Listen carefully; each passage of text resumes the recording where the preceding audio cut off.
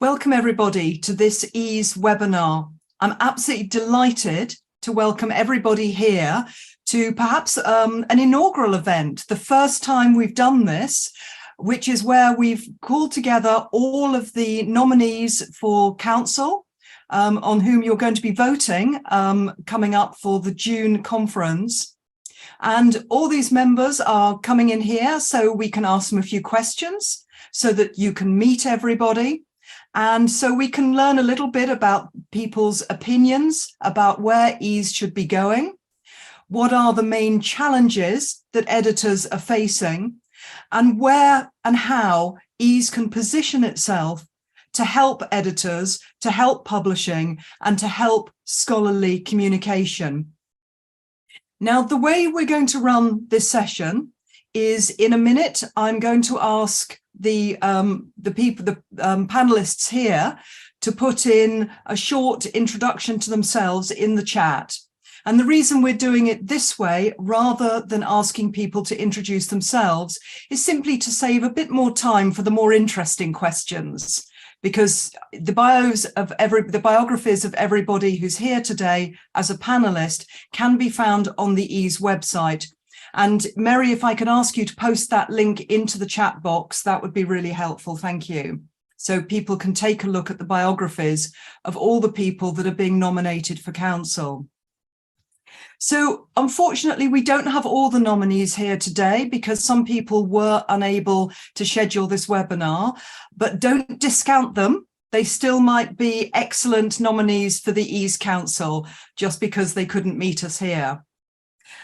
So I'm going to start by, if I could now ask the participants here, so all of the nominees for council, if you could paste into the chat box your short introduction to yourself, that would be really excellent.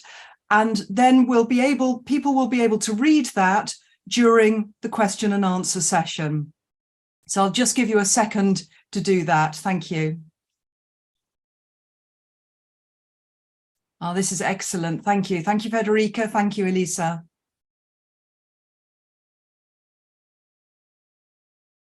And Jadranka, thank you. Haseeb, Are. Oh, they're coming in fast now. Matt, Eva. Have I got everybody? Elisa, yes. Eva. So there's a few coming in now. So thank you so much.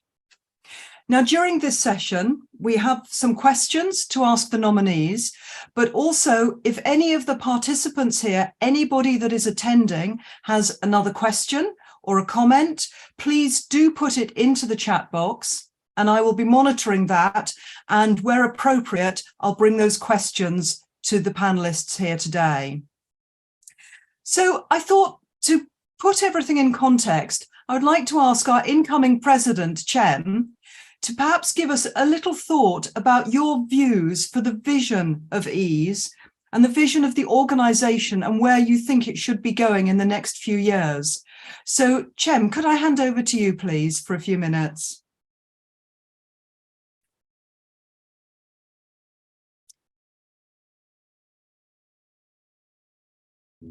Yes.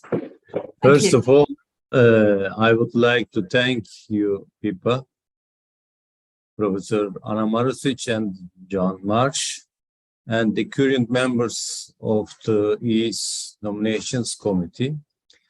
This is a very honorable position, which I couldn't imagine several years ago. I am at the Council since 2018. Besides contributing its activities, I have learned many things in EASE. Not only update information on science journal publishing, but also taking care of gender equity, diversity and inclusion, environment and sustainability at all activities which we are involved. We will keep and act according to these principles in our future activities. With the contribution of our members, EASE will become one of the most active and trustful reference in its field. We have several projects on updating our resources. I wish to finish them during my term and provide all related new information on scientific journal publishing to our member editors, publishers, and authors. I will also continue to increase the number of members and their diversity so that our members can meet new colleagues all over the world, increase their network, and share their experience. EASE will help and provide a platform to editors and publishers from different parts of the world to discuss their needs, challenges, and advantages in order to increase the quality of science publishing and harmonizing this work through the world. I will be pleased to welcome you in Istanbul in EASE 70th conference between 1st and 4th of June this year, the theme of which will be quality science publishing, and where we will have the opportunity to discuss new developments in science publishing. Thank you. Thank you so much, Cem. And I think you raised so many of the core beliefs and the vision that EASE has had for many years. And so it's lovely to see you bringing those to the fore, particularly in diversity. And I think this speaks to the very large community of editors that EASE serves from all corners of the globe. And also the importance of networking. It can be quite a lonely job being an editor. A lot of us work from home and a lot of us work independently. And EASE can provide that core networking service to bring editors together to discuss factors of common interest, no matter where you are in the world and no matter what type of scientific publication you're working on. So thank you so much for raising those issues. And I think you've placed a lovely context to start with our questions. And I thought, if I may, Jadranka, could I ask the first question of you is, I know that, you have a real passion for publishing, and I wonder what you see as the biggest challenge for editors and publishers in the near future. Thank you, Pippa. So, how I can see the present world of scholarly publishing is by continuous changes which are happening every day. So the publishing system is opening, is becoming open access, and also a lot of changes which open access and open science agenda is bringing are making editors' work more challenging. So it's really difficult to follow all these changes and to somehow be aware of what are present quality criteria of, for example, journal or any other type of publication. And I think that EASE has a crucial role here to let editors know what is in the focus of the present changes and to provide material from which editors can learn about the things which are very important. Thank you for that. And you've raised, two important points I picked out there. One is the quality of editing. And the second thing is the role of EASE in helping editors stay abreast of all of the new developments and all of the things that are happening. The world of publishing with the open science movement is becoming much more fragmented, and there's so much information. And thinking of that information, Fiona, I wonder if I could turn to you. So Fiona is the editor of our newsletter. And so obviously you every month you have the job of trying to find new topics and to report on things that are happening. So from your perspective, what do you see as the challenges for editors and publishing in its broadest sense?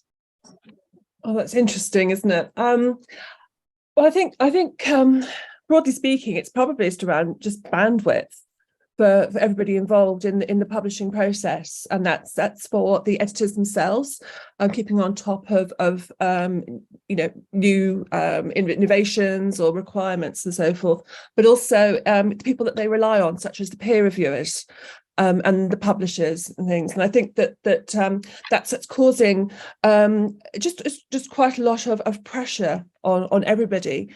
And I think at the same time, it's putting pressure on the system in terms of general levels of trust, if you like, that people are feel able to rely on what is actually being produced. I think that's just really important. It's the critical important aspect of what being an editor actually provides to human knowledge. And again, with all those strains and changes, and some of them are technological and some of them are cultural, just around being able to adapt to the change, and the fact that sometimes things come at us so quickly, such as, for instance, there's a lot going on about AI, and suddenly things are just moving in a particular direction, and it's really hard just to keep up. So I'm aware that ease is really critical in providing a group forum, a space where we can pool that expertise and not have to just make all that work and those find the evidence and get take conclusions and decide what to do by ourselves. We've got a group to do it.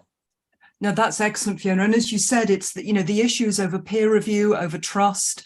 And, if editors are working in isolation, what can EASE do to really ensure that editors are kept well informed about standards, about quality control, and how to navigate a changing environment?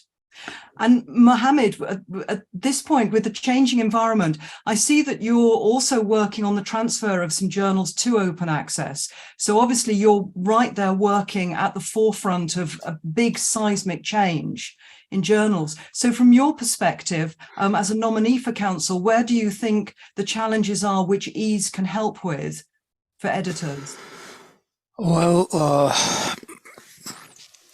the challenges for EASE are numerous. I can precise a little bit in saying there's challenges for the editors and scholarly publishing that are several, that the proliferation of predatory publishers is one of the, and journals is one of the current challenge that's facing everybody in the scientific publishing domain. And there's also the increased pressure to high impact journal, to publish in high impact journal. This is something became very, at a certain moment, it was very important that you will publish for a scientist to publish in a high impact factor journal. And it was important for him for the evaluation, which I think it's changing now. More and more research institutes are changing this trend in trying not to evaluate with the name of some of them in France, for example, they don't allow the researchers to put the name of the journal in their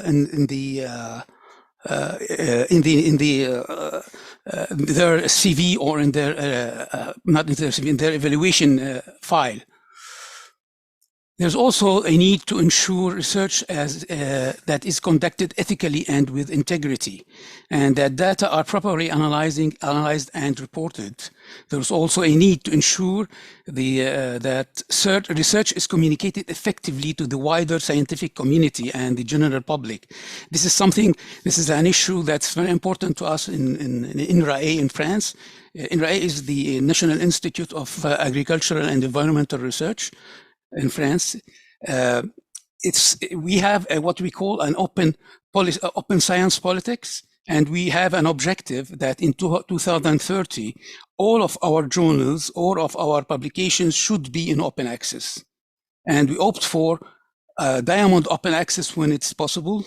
Otherwise, gold open access will be also for the public. It doesn't matter between the two.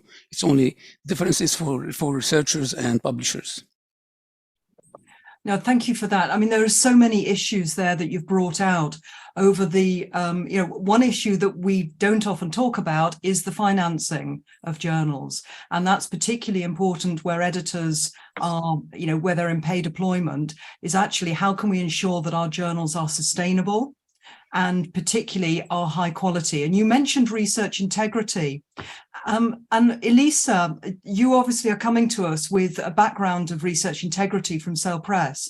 So I wonder from that perspective, where do you see challenges, perhaps particularly in the research integrity area, where ease could particularly contribute? Yeah, thank you, Pippa.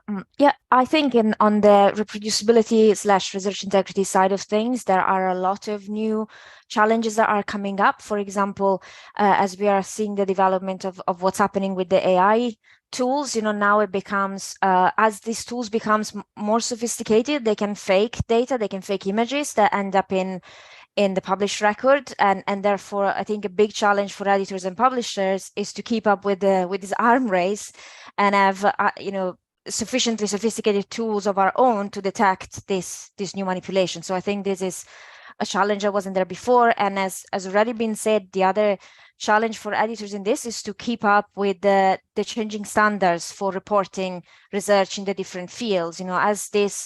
As policies evolve and our ability to report research more accurately improves, editors have to keep up. As it has already been said, how difficult it is to make sure that everyone is aware of new policies and how to implement them and new challenges. So I think that's those are two things. And then probably I should always mention the issue of paper mills in this context, because that is issues with research integrity at scale, because now we see paper mill company are actual companies that make money faking research results. And there are some journals are really affected by this. And I would classify this as one of the main challenges for the publishing sector as a whole in the field of research integrity.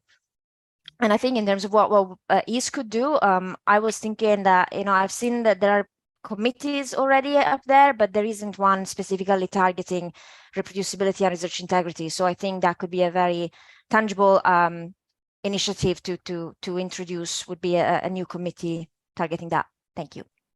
No, thank you, Elisa. That's a really interesting point. And as you said, it is a bit of an arms race with artificial intelligence, with paper mills, with fraudulent behaviours. And Mohamad raised the point about the pressure on authors to publish in, recognised journals for their own career advancement. And how do we as editors actually sort of safeguard what is being published whilst also supporting authors to publish? And I think, Federica, at this point, could I turn to you and ask you for your perspective from the Italian National Institute of Health? Because obviously, your institution is very high profile in promoting health information. Yeah. And where do you see the challenges for editors in disseminating that health information? Yeah. Well, I think actually I agree with Jadranka that the biggest challenge for editors nowadays is to keep the pace with all these changes that are occurring. I remember in 2013, I wrote an editorial which was called "This is a busy time for a science editor," and that was 10 years ago, 2013. But really nowadays the things have really changed, because we've got many threats. Just think of the predatory journals, all these competitors, the preprint servers, all these technological advances. The other day I was looking at some website of big journals. Well, actually we are a small journal at the Institute, not so small, but anyway, not such a big journal. And it was almost difficult to find the contents of the published materials. I mean, the PDF, everything is changed more and more, new trends, new technology. So I think that actually is the role of EASE should be to support the editors in this, not only in acknowledging, understanding, or learning whatever is going on, but in practically trying and put all these changes into their publications, into their journals, and to support them. And also, I think one thing which maybe should be in the future, maybe we should try and do together, is to better connect the editors in their own countries. Maybe one could think about a database or something like that. I mean, in the sense that sometimes editors they're not very well connected one to each other. And I think it is absolutely important to promote discussion between them, sharing of knowledge, trainings and webinars, whatever is doing now, but maybe try and find something more services that can reach out and make the science editors connect better through ease in the future. So this could be, I think, a role that EASY could focus on in the next years. That's lovely, thank you. And I think you're absolutely right. It is that sort of balancing profile for ease between promoting good quality, but also, providing, if you like, a social role, is ensuring that editors are connected. And this, Sigmar, could I turn to you? So from Latin America, so welcome. Another part of the world, which we're delighted to see you. But I mean, you're working, crossing over publishing and editing as well. So from your perspective, I believe that editors in Latin America are quite well connected through the various initiatives there. But do you see any specific challenges to your region, or do you feel that the challenges are very similar to those experienced elsewhere? Okay, first, thank you, Pippa. First of all, I'm grateful and honored to be here today as EASY member with distinguished colleagues together. The discussion on research integrity and scientific rigor has gained increasing attention in recent decades, especially in the scope of scientific output and associated challenges. Among many others, there are those of ethical and methodological nature that confront the reliability of results.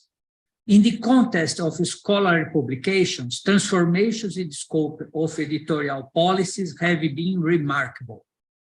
It's fundamental to promote a wide diversity for a better understanding and development of editorial process, mainly when both open science practice and ethical practice are increasingly mandatory in scientific publication. It's crucial to increase the participation of Brazil and Latin America. Open science encompasses different pillars, among which are open access to publication and the openness of scientific data. Their main benefits involve capacity of research reproducibility, greater transparency of public funding, increase speed of information circulation as input for science advancement and reuse of data in new research, resulting in higher quality science with faster progress in line of science, society's needs. According to the Directory of Open Access Journals, Latin America is responsible for 65% of open access publishing in the world. So, leveraging EASY's expertise in scientific publishing with Latin America's open access experience may lead to enhancement of publication in Latin America and increase as well as improving open access in other regions of the world. Also, it may anticipate questions about enforcing consequences of the spread of open access scientific publishing related to the growth of total expenditure and who would be economically benefit from this paradigm shift. And there were very insightful comments about funding, data, and particularly open access. And as you rightly said, the Latin American countries are probably one of the powerhouses for the open access publishing traditionally. And I think it is very important. And I think also leading on from that, Delia, perhaps if I could turn to you, because congratulations on your new role at academia.edu. And I think, you know, that speaks to a changing environment where authors are posting in other platforms apart from journals. And I wonder from that perspective, you know, do you see any challenges for how editors interact with authors and, you know, with the scholarly communication in environment, which is changing and perhaps bypassing journals? Mm-hmm. Oh, thank you. Thank you very much. Well, that's a, I will have to. Big question, I'm sorry. Yes. No, I would like to summarize because I have already, you know, I like that the previous speakers pointed out some pressing questions and challenges currently in the market. And all these themes are very fresh in my mind because I happen to chair the STM conference these days, which is going to happen in April. So we talk about, I mean, if you look at the program, is about ethical aspects. That's a big chunk. So this is a big challenge at the moment, one of the biggest for the editors and the publishers, detection of unethical behavior of authors and reviewers. Not only authors, but also reviewers have unethical behavior, fraudulent authorship, fake data, manipulation of images, you name it. So it's a big spectrum. So this is one important big challenge that we have to handle and live with and, you know, address. Coping with the volume of articles and ensuring fast response to the authors while ensuring a robust peer review at the same time. Yes, so we need to handle the volume. Actually, the theme of this conference is open and trusted at scale. I mean, can we fight the volume? Can we reverse? No. I mean, articles are produced, the volume is increasing, so we cannot oppose that. We need to find ways to handle that, to cope with that. So this is another big challenge for editors. And you know, the question of trust is very important. It's related to the ethical aspect, but it's with the open access model, I think the responsibility of the publishers is even bigger than before, because everybody in the world is accessing the content we publish. So it's more important than ever to ensure the reliability, you know, that what we publish is reliable and trustworthy, because before, you know, they were mostly accessed by researchers, yeah, and they have their own judgment. They have much more information, and they can easily, see what's valid, not valid research. But nowadays, you have a parent who may resort to an article in a journal to find out more about a treatment for their sick child.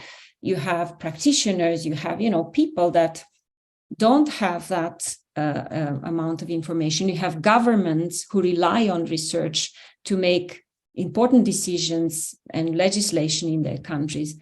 So this is absolutely important to ensure the reliability, you know, that we do a good job and publish quality articles. Another challenge for editors and publishers in the open access world is attracting authors to their journals. It's very competitive. So how do we compete? How do we attract authors to our journals? Efficient, and the other ones, I like that again, other speakers mentioned efficient and correct communication of research and the impact of research. I already mentioned this. Financial sustainability of journals, that's very important. And I've been working in the last few years with quite a few societies and universities who are flipping their journals from subscription to open access, and they were afraid of not having a sustainable model out there, but actually it is possible. We did manage to flip journals, and if you do a good job and you offer a good service and you publish good stuff, you will have authors coming back to you. And again, AI tools, as mentioned before, they can help. They can be useful tools for certain. They can assist editors in their work, but they can be also terrible. How should I say? You know, we are all familiar with the new ChatGPT, and you know the new tools that are used in the wrong, can be used in or misused. Let's say. So this is a full list of challenges for editors. In my opinion, what the ease where ease can help here is again to provide a forum for exchange of information and experience, and to provide training. I think it's been doing a great job so far. I mean, I've been familiar with the activities of EASE in the last 4 years, and I think they are already doing a great job. Wonderful resources on the website, by the way.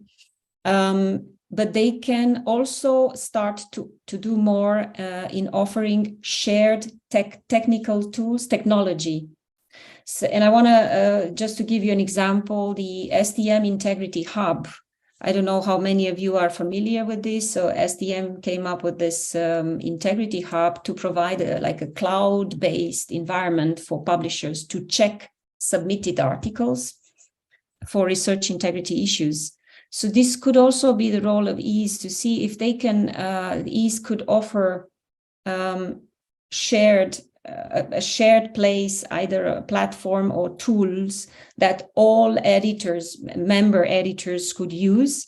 And this is also at could come at lower costs, for example, because there are already tools out there in the market. But obviously, if you are an independent journal and you want to use it, it can come at a very high cost. But if it's the whole association offering to all its members, it could become more feasible. And again, shared standards and guidelines. And I think we are already doing this. And I think just one important aspect that any association of editors, of publishers should be doing more is to bring to the same table funders, publishers, research institutions, to address together the challenges.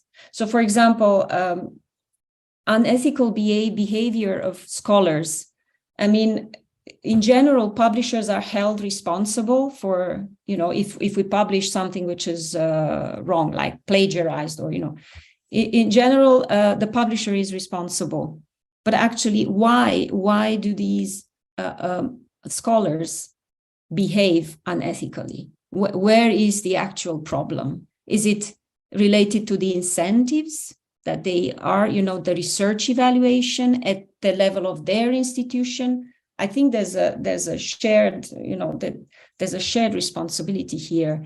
And I think the associations of editors and publishers should try to put together the funders who give the money for research, the institutions who evaluate researchers, and then the publishers, of course, but we are only one small, only part of the key to sort out this problem, because we can invest forever in, I don't know, very sophisticated tools to detect unethical behavior, images, manipulated images, but we cannot be a police station. In the end, we cannot, and this cost should not rely with publishers. Yeah, thank you for that, because you've raised some really important points and some lovely ideas as well. And I think, you know, the challenge of trying to work in isolation to sort out problems instead of actually trying to speak with the funders, with the institutions, I think is a very valid point. And also, I think, you know, very pertinent point about the rise in the amount of papers. And how do editors make that balance between thoughtful quality control and the speed of publication that they need to provide to their authors. So it's, you know, the editor is always that middle ground between the authors and the readers. And also the point about, as editors, we need to think about different communities now in the open access environment, not focusing exclusively on researchers. And I think that moves very nicely on to, if I could move to Yateen. So Yateen, you're coming at this not from a journal editor perspective, but from a language editor and copy editor perspective. And I think from that perspective, thinking about the different challenges here, where would you see the challenges are, particularly for those of us who are dealing with language and who are dealing with, you know, with scholarly communication, thinking of the broader audiences that we're serving? Thank you, Pippa. As you mentioned in your opening remarks that editors work alone, and that is especially true of manuscript editors.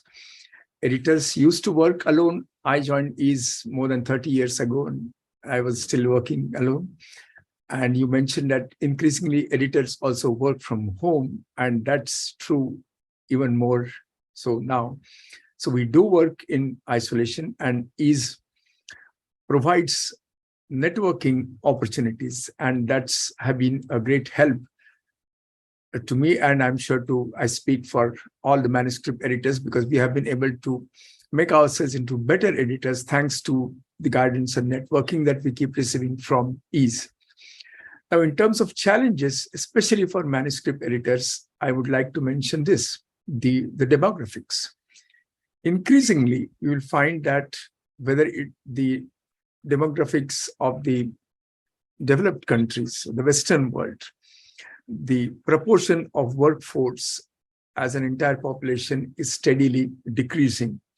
I notice this when I see the affiliations of contributors in many journals. Increasingly, although the journals are published from the West, increasing proportion of the contributions come from non-Western world. And in that case, that raises a point of, as you said, the language. I mean, if the majority of contributors, or at least the large proportion of contributors in broad-based journals, I'm not talking of very selective, very high impact factor journals, I'm talking of journals as a whole. If increasingly the proportion of contributors and proportion of readers is of non-Western world, then do we still continue to impose Queen's English on those manuscripts? So increasingly, there's a challenge to the very role of manuscript editors. Do authors really need manuscript editors? But I'm reasonably confident. Now, going one step ahead and talking of journal editors, I think the major challenge that we can face, I'm just speculating here, is that increasingly journals can be bypassed.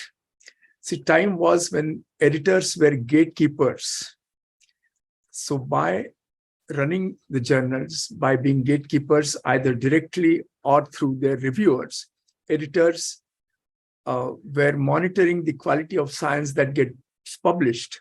But as in fact was mentioned by previous speakers, if there is, archive, if we can just share preprints, then where do editors see themselves? Not only that, the related point, as Mohamad mentioned, this emphasis on publication as a criterion of assessment of researchers.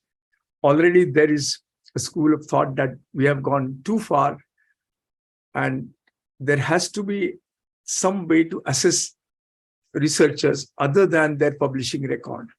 Now, if that is the case, if researchers are not going to be assessed primarily on where they publish, then again, where does that leave journal editors? So these two challenges I see, especially for journals as a whole, especially whether we are being bypassed. But as you said that I'm a manuscript editor, my heart is always in details. So specifically, I want to mention referencing. Now, to me, the impression is that the way we continue to give references has not kept pace with the increasingly digital publication. I mean, why do we really insist on giving so many details for each publication when most of that can be served simply by clicking on a link? So that is something very specific that I would like to mention as a manuscript editor. Thank you.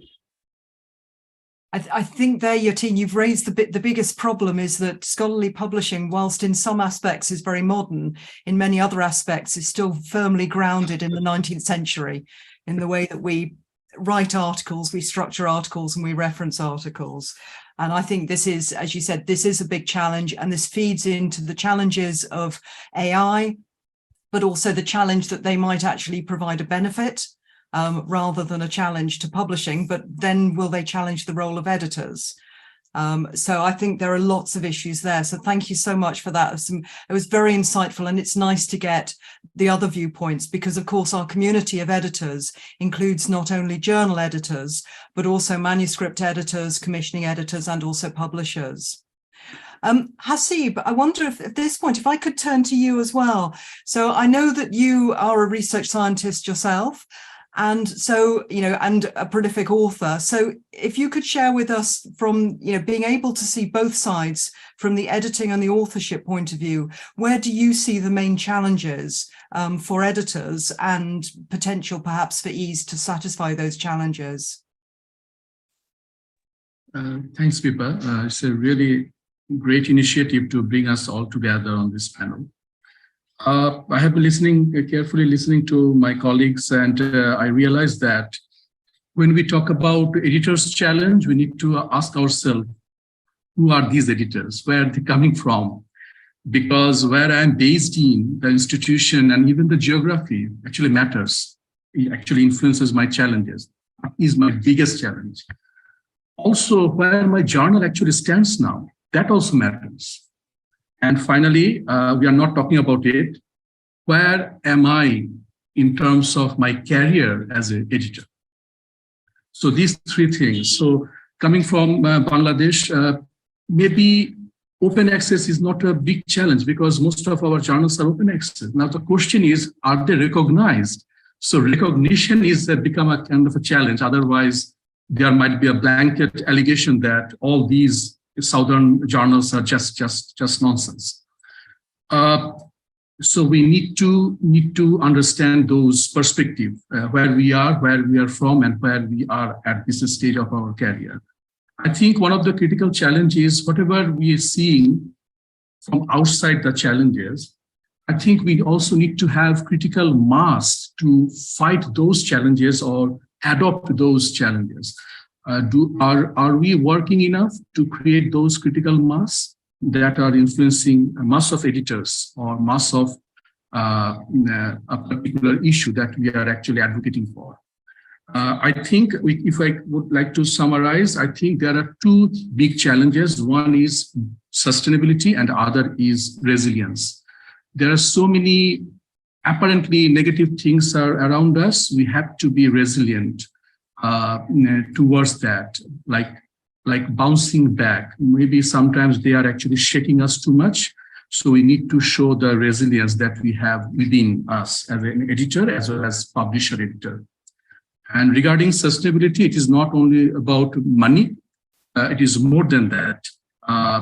It is keeping the expectation. That is also an element or dimension of sustainability. Now, what EASE can do, I would like to just highlight 3 points. One is we need to look towards our member. I think many of the ideas have come up, creating a network, tools, capacity development, training, mentoring, all are fine.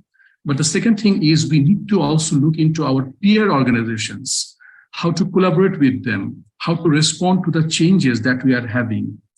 So we have to work together to do that. And my third and the last point would be seeing beyond publishing industry.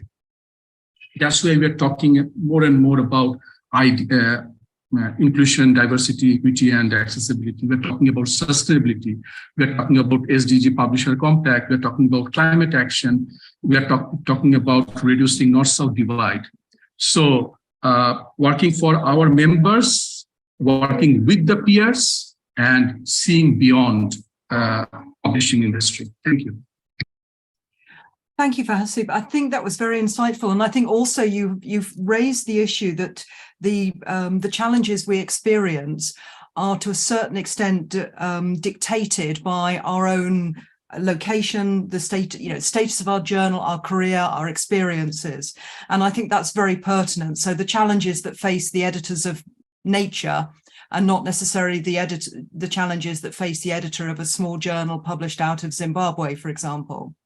And I think we need to be very mindful of that. And I think that is one of the strengths that EASE has, is that we do represent both big, but many smaller journals.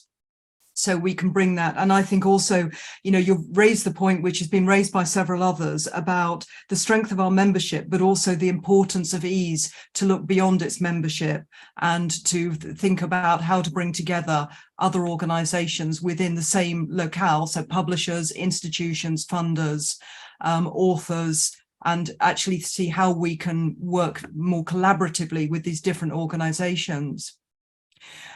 So Are, at this point, could I turn to you? So, I mean, you're representing our Scandinavian chapter.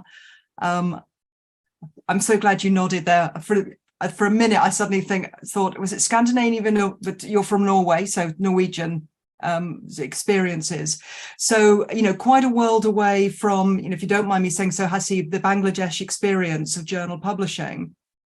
So for your perspective, where do you see the particular challenges for editors within your region? Well, first of all, I think Nordic and Scandinavian is something that even we Scandinavian Nordic people are confused about all the time. So it's not only you. And then I would like to say a big thanks to Pippa for hosting this, and to Mary for organizing it, because I think this webinar is right at the heart of what EASE should be and should do, really. So, and I think much wise things have been said already. I especially enjoyed Yateen's insightful comments about the role of editors in editing in a changing world. And from the Nordic or Scandinavian or whatever perspective, I think we struggle with the same things as any editors do all over the world, especially this being a changing world. I mean, scientific publishing at large is under pressure. There are new publication models coming all the time. There are AI, there are digital algorithms that favor big emotions instead of scientific rigor. There are fake news, and there's pressure for quantity instead of quality in publishing. And in my view, all these things are not really threats, but more challenges and opportunities for scientific editing and publishing. We as editors, we need to change with the changing times, and we need to still continue to kind of represent the solid ground on which science and knowledge is built. So we should be proud. And I think the role of EASE in all this is to be our advocates in a way, to be our home away from home. Pippa, you said that editing is lonely, and I think your team said the same thing, whereas I used to say the loneliness of the long distance editor working at home. And I think that EASE has a very important role in making that loneliness easier, because EASE could act as a kind of home for editors, a place where we could get education, support, and fellowship. And I think the activities that EASE already is doing is very important, and I think EASE is on a very good track now, and should focus on becoming even stronger and more important by strengthening the activities ongoing already, and by creating new activities as well. I think that Elisa's idea of a research integrity committee is a good idea. I was thinking about an ethics committee, which is almost the same thing. I think an organization for editors, scientific editors, should have that. That's something from the Nordic countries. Thank you. Thank you so much, Ari. And again, you've raised the issue over fake news and the role of editors to try and combat that and ensure that scientific communication is quality controlled. But also, I also liked your comment about being willing to change. And I think this perhaps is something that, you know, with editors, we tend to cling on to our tried and trusted ways of doing things. And perhaps there may be new or better ways, you know, perhaps using AI, perhaps using different tools. So I think maybe willing to change. And as you said, the role of E is really to be an advocate, to support editors to move forward and to perform their work more efficiently and more accurately, if you like. So thank you for that. And Iva, if I could move to you now. So Iva from Croatia has a very active and quite a large group of editors, which is excellent. So you already have quite a strong network within Croatia. So perhaps if you could give us some insights into other challenges that you experience particularly. Yeah, thanks, Pippa. Yes, we have a strong core of our Croatian editors in EASE, and I was listening to all those thoughts and about loneliness, but actually I'm doing this job for 20 years and I met a lot of people and my circles are bigger each day. So I think that we can learn a lot from each other as editors, but also we can learn a lot from our authors, from our reviewers. So I think the most important role of editor is to offer support, at least within your own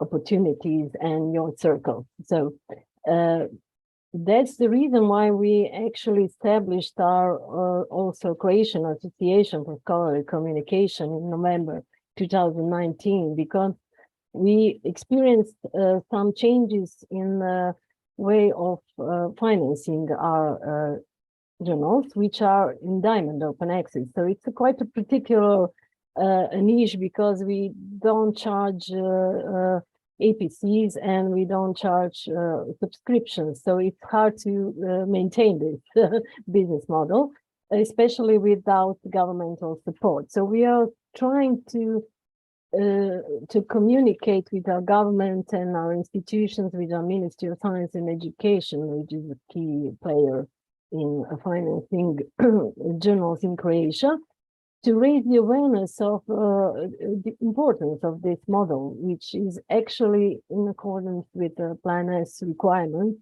and all the movements coming at the open access scene. So I think we have a strong model which we have to try to preserve. And during these 3 years of our intensive work as an association and the work of our Croatian chapter, we try to offer as much guidance as we can to our editors by organizing webinars, workshops, and conducting our EASE editorial school, which I have to applaud to you, Pippa, for leading it, because it was, I think, the most important thing for our editors to hear from more experienced editors and not only to find some guidelines, but also have a possibility to communicate to each other, to see what are perhaps some differences between countries and differences between small academic publishers, because in Croatia we have mainly small academic publishers and institution publishers, and large commercial publishers. So we had to keep up with the pace with the larger publishing houses, but also not to forget that the key thing is to help our authors and to publish and disseminate their work. So that's I think, the most important thing. So you can talk about artificial intelligence. We had some cases of dogs and cats being authors and co-authors on journal articles. There is always a possibility that someone will be added to the manuscript, but all in all, we have to raise the awareness among the authors also, what they are expected to do, to raise the transparency, to open the research data, to open citations, to open peer review if possible. I know it's something challenging in small communities, but I think by raising the transparency of each part of editorial work, this will be the most important thing we can do to help all participants in the process. Thank you, Eva. And as you said, it's even in, a country where you do have quite a strong network, there are still some challenges there over, the differences, being aware of the differences between different regions of the world. Being very strong advocates for open access, but at the same time trying to ensure that you have a financially sustainable model, but also a sustainable model, as Yateen also mentioned, in terms of attracting the best authors and ensuring quality publications and quality editing. And that the constant challenge of constantly learning, which I think is such a key point. And so I'd like to turn to Matt, and then I'll come to you, Ali, and then we'll be closing the session. But so Matt, from your point of view, obviously you have a very strong interest in research integrity. So obviously wearing that hat, I guess, but where do you see, and particularly reflecting on the comments that have been made by people here in this webinar, where do you think the key challenges lie? Yeah, we focused a lot on research integrity, and I think that's right. And one way to think about it is to think about what really the fundamental role of the editor is, and that's to ensure that the research is sound and correctly reported and has been assessed well.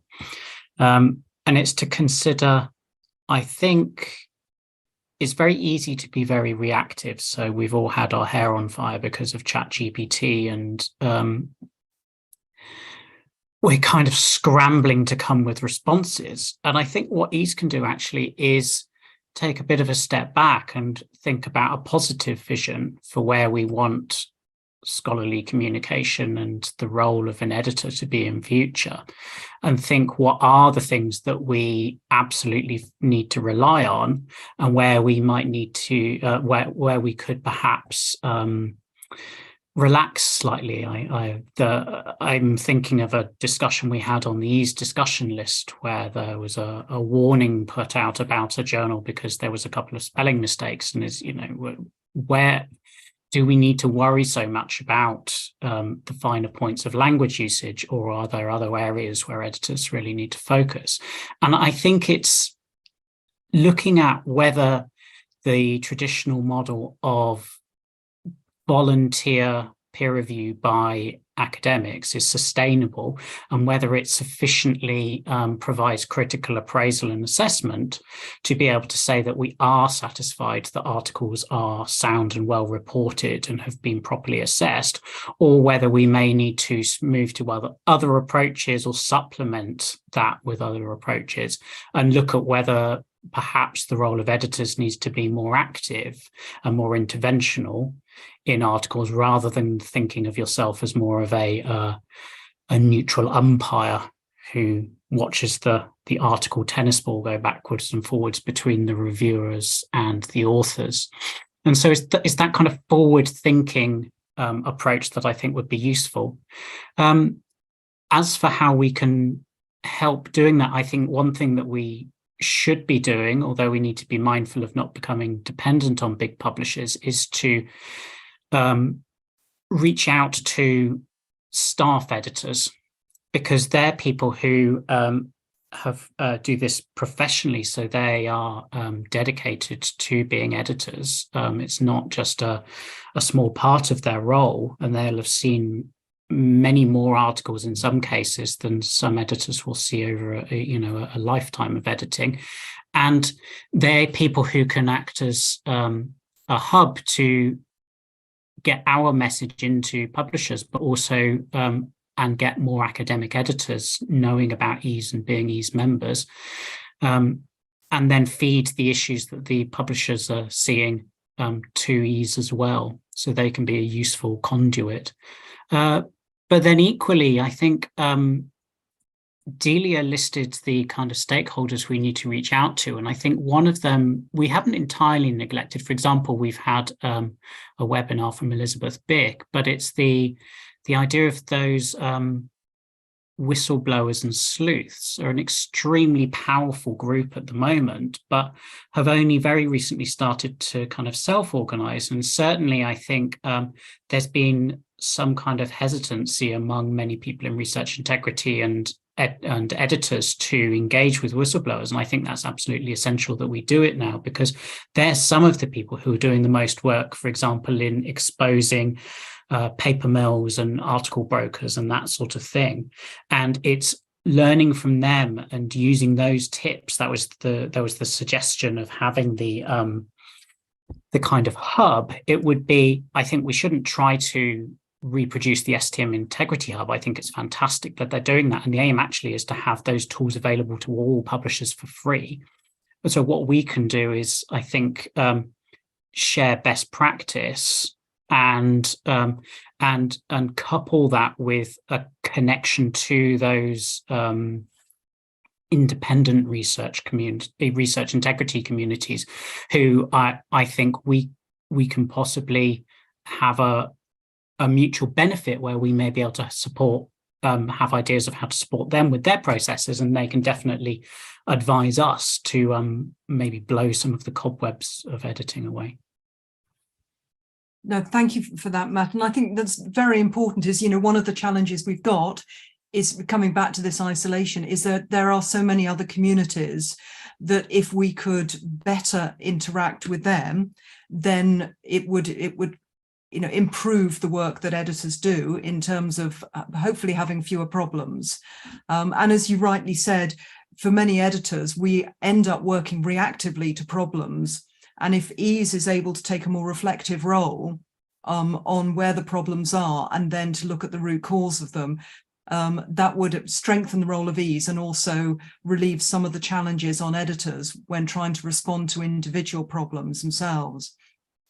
In a way similar to, if you like, the code flowcharts, which say if you've had a problem, these are the rules, this is the route you should take, which actually relieves the burden of editors trying to think, what do I do now when they have a problem?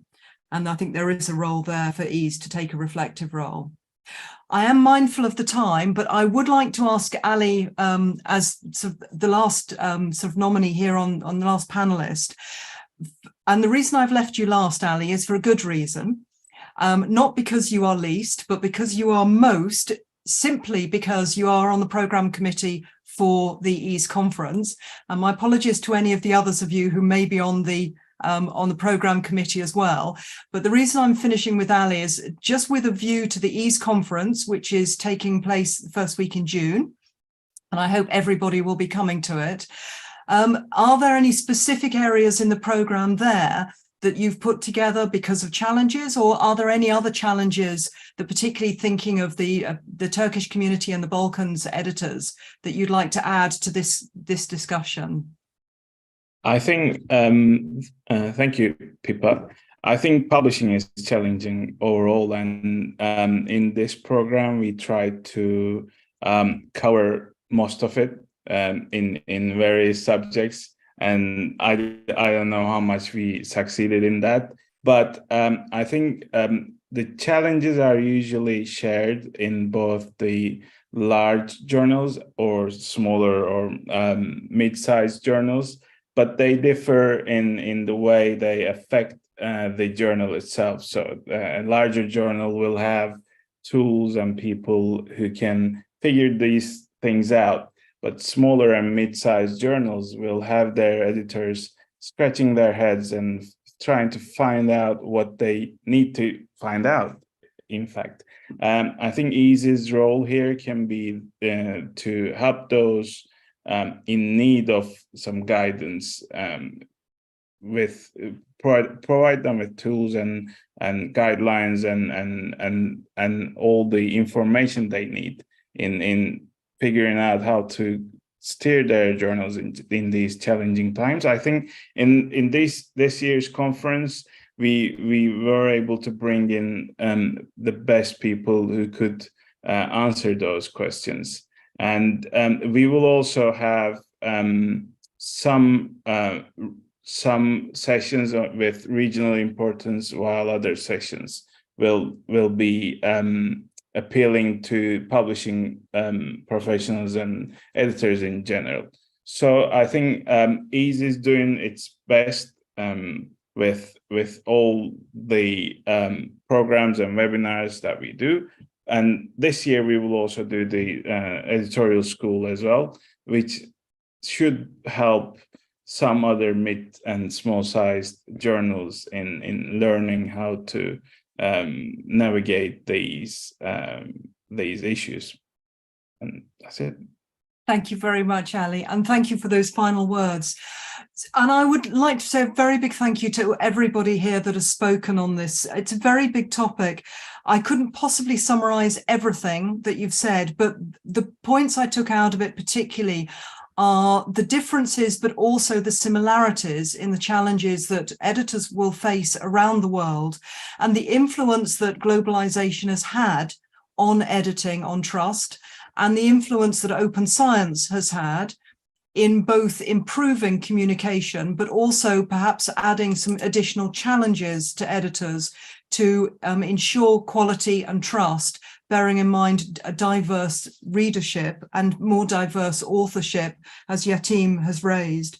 There is a big issue over trust and how we as editors ensure trust in the publications with which we work, and how we work for the benefit of authors, but also the benefit of researchers and readers, research institutions, governments and funders, and how we interact with all those different parties to ensure that we raise the quality of scientific communication, and also we raise the profile of editors as an important component of that. So I would like to thank you very much again. I would like to vote for every single one of you. So you all definitely get my vote. And so I'll see if Mary can adjust the voting so that I can cheat and vote for every one of you. Thank you very much again. And I hope to see all, if not some of you, if not all of you, at the EASE conference in July. Thank you and goodbye. Goodbye. Thank you, everybody. Goodbye. Take care. Goodbye. Bye. Thanks, bye. Thanks, everyone.